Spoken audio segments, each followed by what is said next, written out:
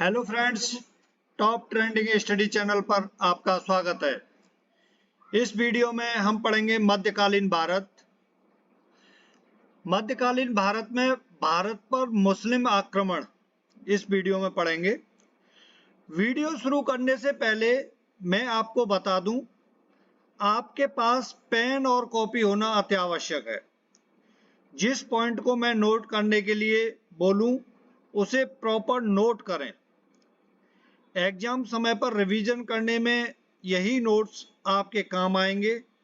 जबरदस्त बेनिफिट के लिए प्रॉपर नोट्स बनाएं। यह दोस्तों, आपको वीडियो पसंद आता है तो वीडियो को लाइक जरूर करें और दोस्तों को शेयर करें और चैनल को सब्सक्राइब करना ना भूलें। लास्ट में हम प्रीवियस ईयर में आए हुए क्वेश्चंस और इंपॉर्टेंट ऑब्जेक्ट टाइप क्वेश्चन भी डिस्कस करेंगे। अब शुरू करते हैं मध्यकालीन भारत का इतिहास। दोस्तों, आपको पता है कि भारत के अंदर मौर्य साम्राज्य पहला इकलौता साम्राज्य था जिसने एक अखंड भारत का निर्माण किया था और पूरे भारत पर मौर्यों ने शासन किया था। लेकिन मौर्य वंश का पतन हो जाता है और भारत छोटे छोटे टुकड़ों में टूट जाता है। पूरी जो भारत पर मुस्लिम आक्रमण है, इसको हम कहानी की तरह समझेंगे। गौर से सुनना, तब आएंगे हम जो मेन पॉइंट है उस पर। लेकिन इसके बाद गुप्त साम्राज्य आता है और अखंड भारत का पुनः निर्माण करता है, अर्थात पूरे भारत पर गुप्त वंश का शासन होता है। लेकिन गुप्तों के टाइम पर मुगलों का आक्रमण हो जाता है और गुप्त वंश टूट जाता है और भारत फिर से एक अलग अलग राज्य वंशों में बढ़ जाता है। जैसे चालुक्य वंश था, पांड्य वंश था, चौहान वंश, मतलब इन सभी में अलग अलग बढ़ जाता है। और भी वंश थे इनके अलावा भी, जो भारत में अलग अलग राजवंश स्थापित किए हुए थे। फिलहाल की जो सिचुएशन है, जो हम इस वीडियो की बात कर रहे हैं, मध्यकालीन भारत की वह यही है कि भारत अलग अलग टुकड़ों में टूटा हुआ है और कोई बड़ा शासक नहीं है, कोई बड़ा राजवंश नहीं है। मध्यकालीन भारत के इतिहास में शुरुआत हो जाती है अखंड भारत के निर्माण की और आगे चलकर मुगल साम्राज्य एक ऐसा इकलौता साम्राज्य बनता है जो पूरे भारत पर राज्य करने में सक्षम होता है। दोस्तों, मध्यकालीन भारत के इतिहास का मतलब ही यही है कि भारत के अंदर मुस्लिम साम्राज्य की स्थापना हो जाती है। प्राचीन भारत के इतिहास में ये खूबी थी कि भारत के अंदर मुस्लिम साम्राज्य की स्थापना नहीं थी। मतलब जो मुस्लिम थे उनके बारे में कोई जानकारी नहीं थी। भारत के अंदर कोई भी शासक मुस्लिम शासक नहीं था इस समय तक। उस समय तक भारत के लोग मुस्लिम धर्म के बारे में भी नहीं जानते थे। मुस्लिम धर्म के बारे में कोई जानकारी नहीं थी। लेकिन मध्यकालीन भारत के इतिहास में मुस्लिम धर्म के लोगों से भारत के लोगों का पहली बार परिचय होता है। मुस्लिम धर्म को भारत में कौन लेकर आता है और मुस्लिम साम्राज्य की स्थापना कौन करता है, ये अपने आप में काफी इंटरेस्टेड स्टोरी है। इसको वन बाय वन आगे देखते हैं। आगे बढ़ने से पहले मैं एक मैप समझाना चाहूंगा। देखो, इस समय इंडिया का बॉर्डर ये है। आप देख रहे होंगे ये भारत देश की एक बाउंड्री लाइन है ना, ये कंप्लीट ये, और इसके पास ही एक मुस्लिम देश है ये, जिसका नाम है पाकिस्तान। और ये है अफगानिस्तान। ठीक है, दिख रहा होगा आपको। जिस समय की हम बात कर रहे हैं, ये दोनों देश अलग अलग नहीं थे, ये पूरा अकेला हिंदुस्तान था। कौन? हिंदुस्तान था।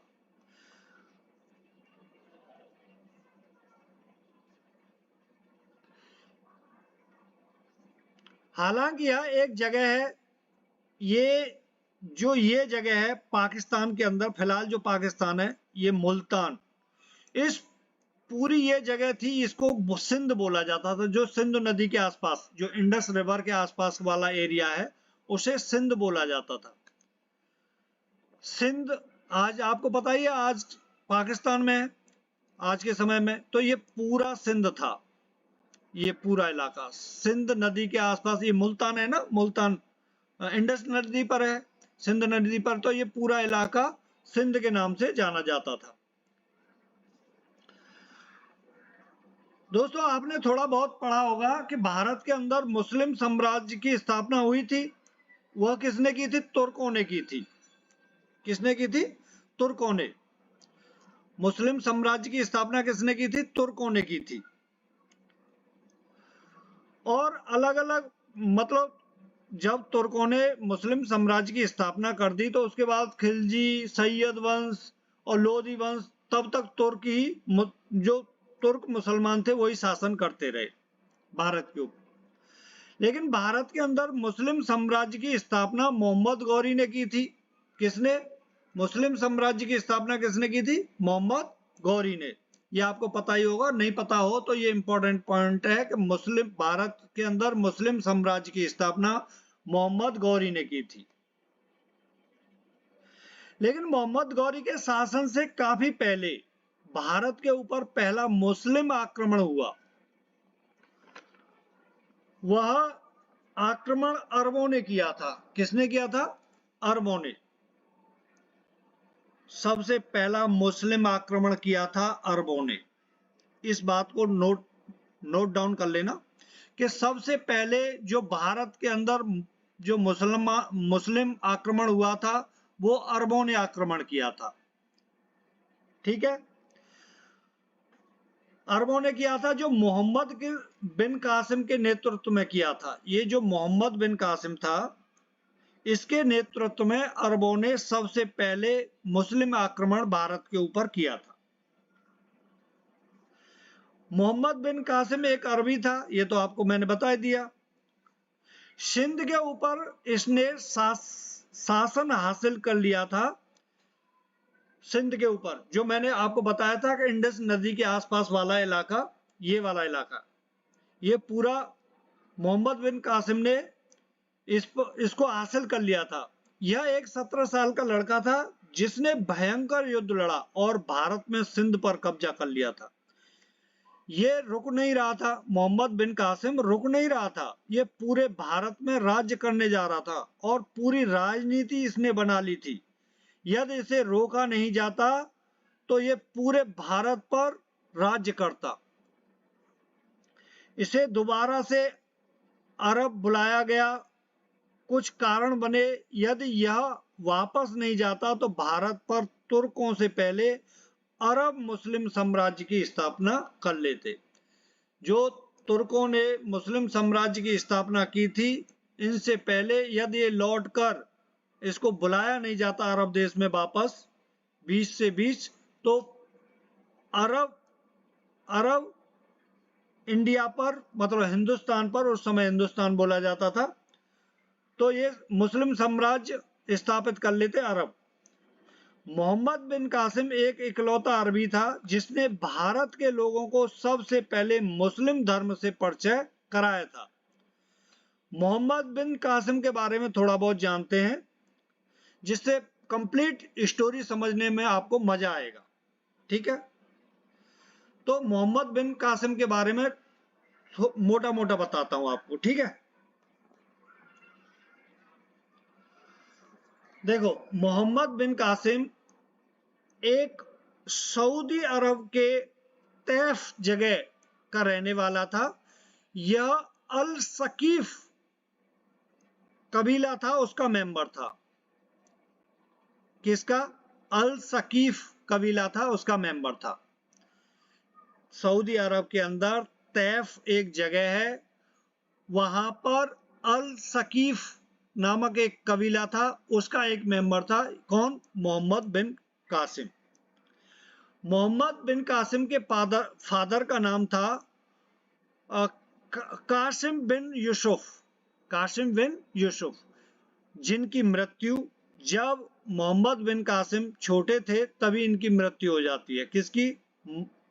कासिम बिन यूसुफ की। तो इनका लालन पोषण इसके ताऊजी ने किया था, और जिनका नाम था हेजाज बिन यूसुफ, जो किसके? सऊदी अरब के कौन थे? गवर्नर थे। लेकिन वहां खलीफा कौन था उस समय? शासन किसका चल रहा था? अल वलीद का। लेकिन गवर्नर कौन था? हेजाज बिन यूसुफ, जो पूरा जो कंप्लीट मॉनिटरिंग कौन करता था? गवर्नर ही करता था। तो इन्हीं के देख रेख में, मतलब हेजाज बिन यूसुफ की देख रेख में मोहम्मद बिन कासिम का लालन पोषण हुआ, और इनको पूरी तलवारबाजी और युद्ध के उसमें पूरा डाल दिया गया, मतलब बढ़िया इनको सिखाया गया। तो इनकी हेजाज बिन यूसुफ की बेटी थी जुबेदा, उसके साथ मोहम्मद बिन कासिम की क्या हो जाती है? शादी हो जाती है। तो एक तरह से हेजाज बिन यूसुफ का मोहम्मद बिन कासिम दामाद भी हो जाता है और भतीजा भी था। ठीक, ओके। अब इससे आगे का मैं बताता हूं स्टोरी आगे जोड़कर। देखो, भारत पर अरबों का जो आक्रमण है उसको बताता हूं एक एक करके।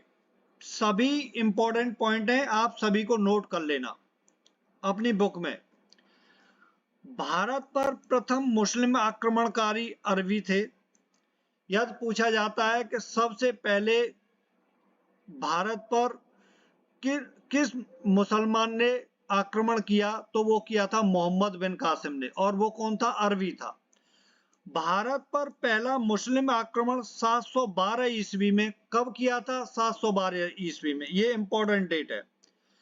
मैं मोहम्मद बिन कासिम ने सिंध प्रांत पर, जो इंडस वाला इलाका था, वो उसको सिंध प्रांत बोला जाता था, जो इस समय कहाँ है? पाकिस्तान में।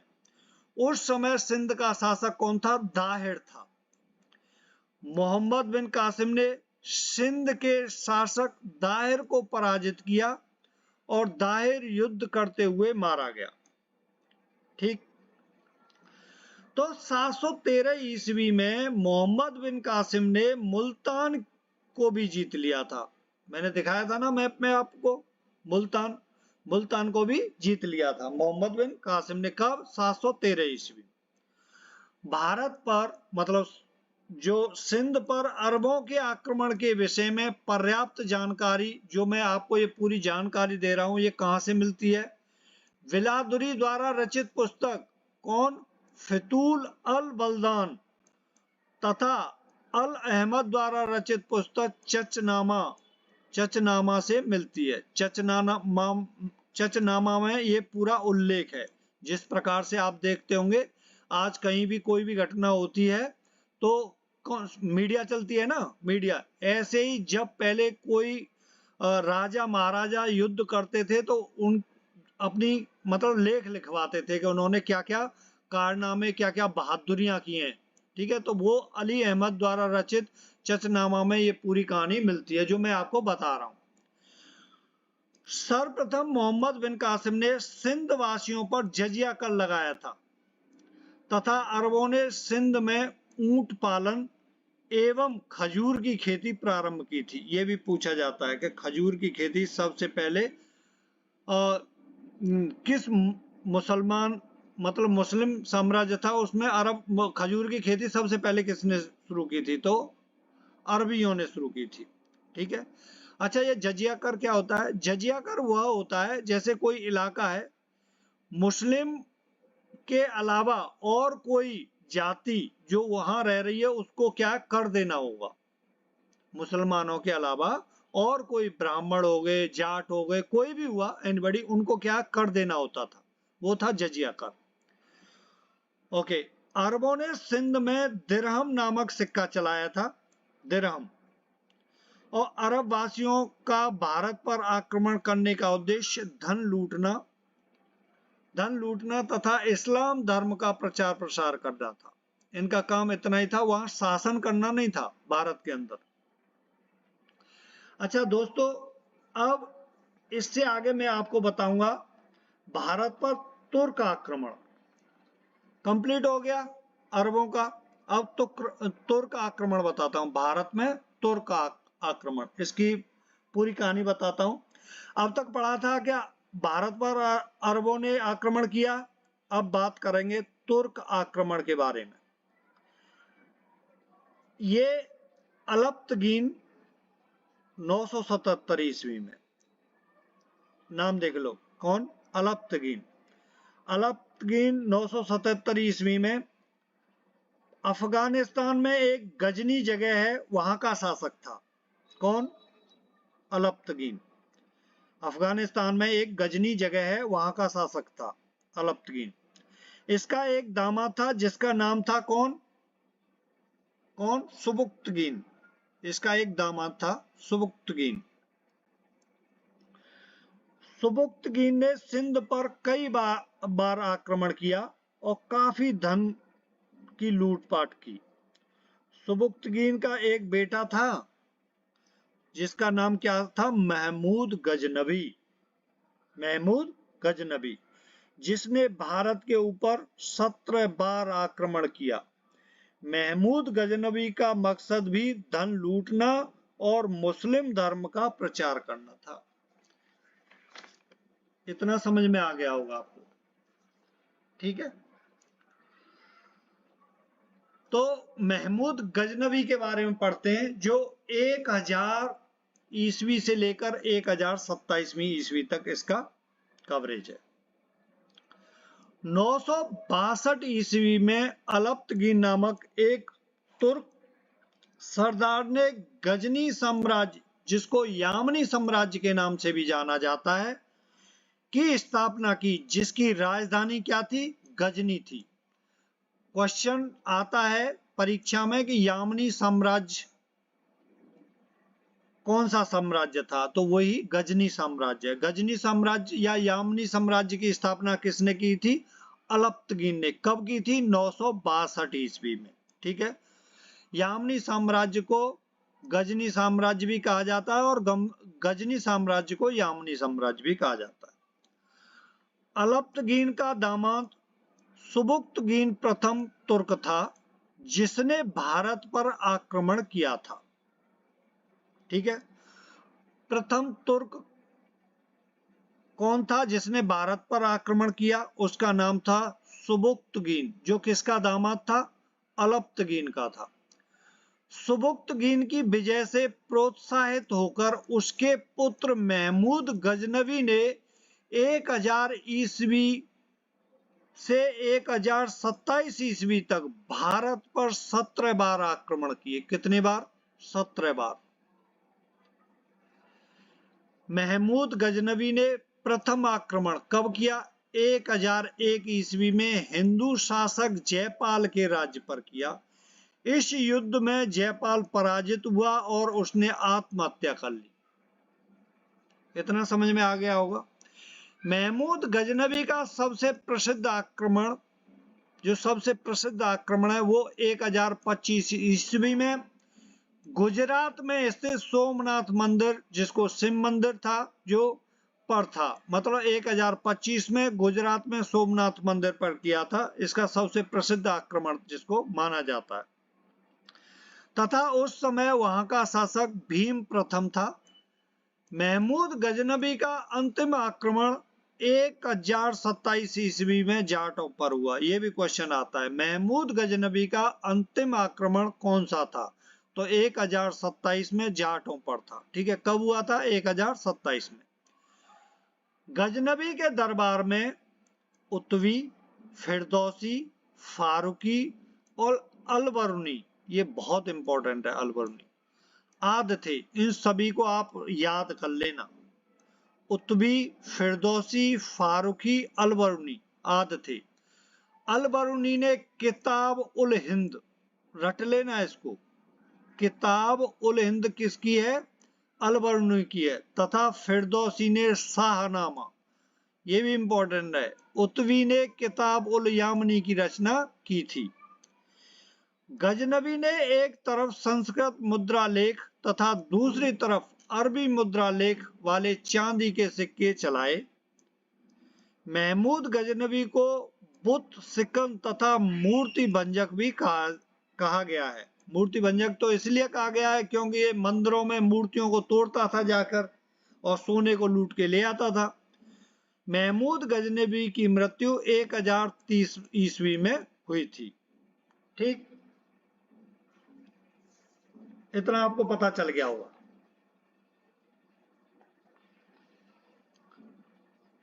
अब महमूद गजनवी के जो आक्रमण हुए थे उनका क्या प्रभाव पड़ा भारत के अंदर। भारतीय राजाओं को पराजित कर भारतीय राजनीति की कमजोरी को उजागर कर दिया था महमूद गजनवी ने। पंजाब, सिंध एवं मुल्तान में गजनवी गवर्नर की नियुक्ति कर मुस्लिम शासन की स्थापना कर दी थी। भारत में विदेशी आक्रमण का द्वार खोल दिया था और भारतीय कला को नष्ट कर दिया था इसने, और भारत का धन गजनी ले गया। मतलब ये पूरा धन लेकर चला गया था। अब बात करेंगे दोस्तों मोहम्मद गौरी के बारे में, जिसका कार्यकाल 1175 से लेकर 1206 तक माना जाता है। ठीक है, इतना समझ में आ गया होगा। मोहम्मद गौरी के बारे में बात करेंगे। ये भी कौन था? एक तुर्की था। ठीक, भारत में मुस्लिम साम्राज्य का वास्तविक रूप से संस्थापक किसको माना जाता है? वास्तविक रूप से संस्थापक किसको माना जाता है? मोहम्मद गौरी को। काफी इंटरेस्टिंग स्टोरी है दोस्तों, क्योंकि भारत के अंदर जो आखिरी हिंदू शासक बैठा था पृथ्वीराज चौहान, उसको हराने में मोहम्मद गौरी कामयाब रहा था। 2 तराइन की लड़ाइयां हुई पृथ्वीराज चौहान और मोहम्मद गौरी के बीच में। मैं एक मोटा मोटा आपको बता रहा हूं, जिससे जब मैं थ्योरिकली आपको वहां बताऊं तो आपको समझ में आ जाए, तो गौर से सुनिए। 2 तराइन की लड़ाइयां हुई थी पृथ्वीराज चौहान और मोहम्मद गौरी के बीच में। पहली कब हुई थी? 1991 में। कहा? तराइन के मैदान में पहला युद्ध हुआ था और उसमें मोहम्मद गौरी को हार का सामना करना पड़ा था। लेकिन तराइन के दूसरे युद्ध में, जो 1992 में हुआ था, पृथ्वीराज चौहान को मोहम्मद गौरी ने हरा दिया। यहीं से मुस्लिम साम्राज्य की स्थापना हो जाती है। आखिर पृथ्वीराज चौहान क्यों हारा था? सोचो, ये मैं बताता हूं भाई। क्वेश्चन है ना, पहले में मोहम्मद गौरी हार गया था और दूसरे में पृथ्वीराज चौहान कैसे हार गया, ये बताता हूं। अच्छा, कन्नौज और दिल्ली का शासक था एक जयचंद। कन्नौज वाला इलाका और दिल्ली वाला इलाका, उसका शासक कौन था? जयचंद नाम था उसका, जयचंद। और राजस्थान और गुजरात का शासक था पृथ्वीराज चौहान। ठीक है, जयचंद और पृथ्वीराज चौहान। पूरा राजस्थान का इलाका और गुजरात का इलाका पूरा किसके अंडर था? पृथ्वीराज चौहान के। तो पृथ्वीराज चौहान और जयचंद में मित्रता थी। दोनों ने मिलकर मतलब कई युद्ध लड़े, दोनों साथ रहते थे जब कभी भी मुसीबत पड़ती थी। ठीक है ना। तो एक जयचंद, जो राजा जयचंद थे, उनकी एक बेटी थी जिसका नाम था संयोगिता। क्या नाम था? संयोगिता। संयोगिता और चौहान वंश का शासक पृथ्वीराज चौहान आपस में प्रेम में पड़ जाते हैं और दोनों आपस में शादी करना चाहते हैं। जबकि पृथ्वीराज चौहान की पहले से ही 13 रानियां थी। कितनी? 13 रानियां पहले से ही थी। लेकिन दोस्तों, प्यार तो प्यार ही होता है। जयचंद को विवाह के बारे में पता चल जाता है, लेकिन जयचंद इससे खुश नहीं था। वो पृथ्वीराज चौहान से अपनी बेटी की शादी करना नहीं चाहता था। वह संयोगिता का स्वयंवर रचता है, जिसमें पृथ्वीराज चौहान को निमंत्रण नहीं देता है। संयोगिता ने चंदवरदाई के हाथों खत भिजवाया और पृथ्वीराज चौहान के लिए। ठीक है ना, चंदवरदाई के हाथों। अब ये चंदवरदाई कौन था? चंदवरदाई पृथ्वीराज चौहान का घनिष्ठ मित्र था और उसका दरबारी कवि था। संयोगिता ने चंदवरदाई के हाथों खत मतलब भिजवाया पृथ्वीराज चौहान के पास। उस खत में उसने बताया कि मैं तुमसे विवाह करना चाहती हूँ और मुझे जल्दी ले जाओ, नहीं तो स्वयंवर में और ही कोई शादी करके ले जाएगा, ये बताया उसने।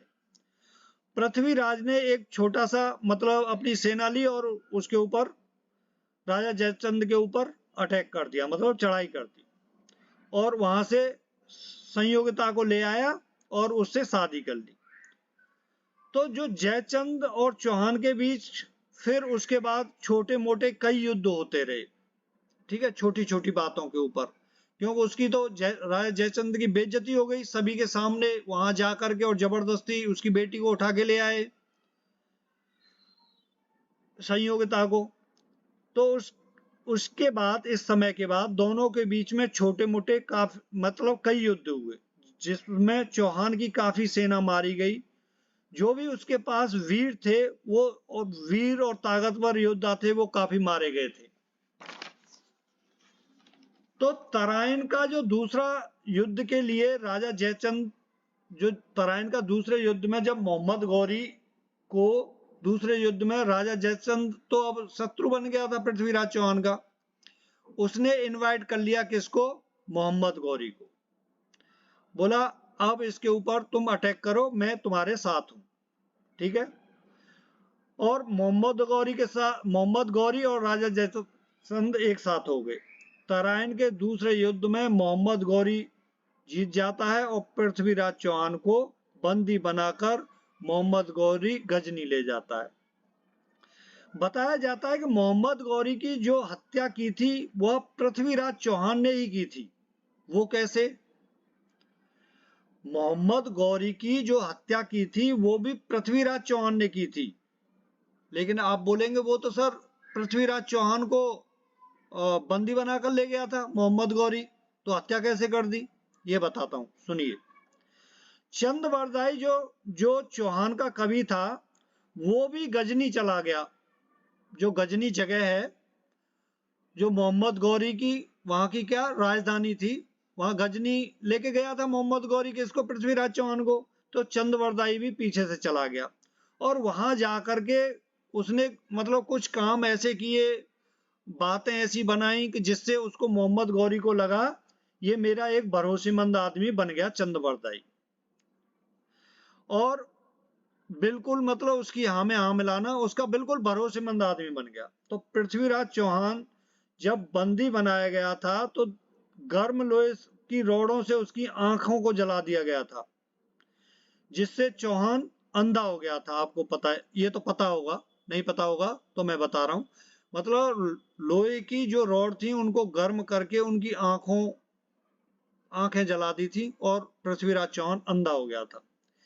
एक बार क्या होता है, दरबार में गौरी बैठा होता है तो चंदवरदाई ने मौके का फायदा उठाते हुए, उसका मूड सही था गौरी का, तो चौहान ने उसने बोला चंदवरदाई ने कि ये जो चौहान है ना, ये शब्दभेदी बाणों के बारे में भी जानता है, यदि आपको थोड़ा बहुत जानकारी लेनी है, देखना है, तो ये आप इसका परीक्षण कर सकते हैं।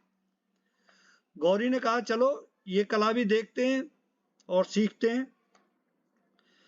तो इसका आयोजन कराया गया। उसमें चंदवरदाई ने एक लाइन बोली, उसी पर चौहान को तीर चलाना था। मतलब जो चंदवरदाई ने, क्योंकि भाई उसमें बोला था ना शब्द वेदी बाणों का ये उस्ताद है, तो एक लाइन वो क्या बोलता है चंदवरदाई, 4 बांस 24 गज अंगुल अष्ट प्रमाण, ता ऊपर सुल्तान है मत चूको चौहान। दोबारा बोलता हूं, 4 बांस 24 गज अंगुल अष्ट प्रमाण, ता ऊपर सुल्तान है मत चूको चौहान। इसी लाइन में चौहान को संदेह दे दिया कि गौरी कहां बैठा है और कितनी दूर है। पृथ्वीराज चौहान ने बाण चलाया और मोहम्मद गौरी की मृत्यु हो गई। अच्छा, गौरी की सेना से बचने के लिए फिर पृथ्वीराज चौहान और चंदवरदाई ने आपस में एक दूसरे में खंजर घोंप दिया और दोनों ने आत्महत्या कर ली। अब आते हैं उस बात पे कि चौहान का बंदी बनाकर गौरी अपना मतलब गजनी ले जाता है। तो जो जयचंद था, जयचंद जिसने मोहम्मद गौरी का साथ दिया था पृथ्वीराज चौहान के अपोजिट में आकर के। तो जयचंद गौरी को बोलता है कि भाई ये जो पूरा इलाका आपने पृथ्वीराज चौहान का जीता है उसे मुझे दे दो, मैं आपके अंडर ही रह के पूरे काम करूंगा, ठीक है। लेकिन गौरी नहीं माना और उसने राजा जयचंद के साथ भी युद्ध छेड़ दिया, तो जयचंद को भी उसने मार दिया। जो पूरा एरिया जीता था उस एरिया को अपने गुलाम कुतुबुद्दीन ऐबक को दे दिया। किसने? मोहम्मद गौरी ने। पूरे इलाके का शासक किसको बना दिया? कुतुबुद्दीन ऐबक को, जो उसका कौन था? गुलाम था।